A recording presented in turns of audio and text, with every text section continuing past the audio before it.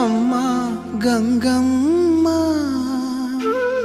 కృష్ణమ్మకు చెప్పమ్మా కష్టం కలిగించొద్దని,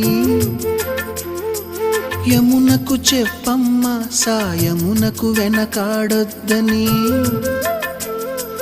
గోదారికి కావేరికి ఏటికి సెలయేటికి కురిసేటి జడివానకి దూకే జలపాతానికి నీతో బుట్టులందరికీ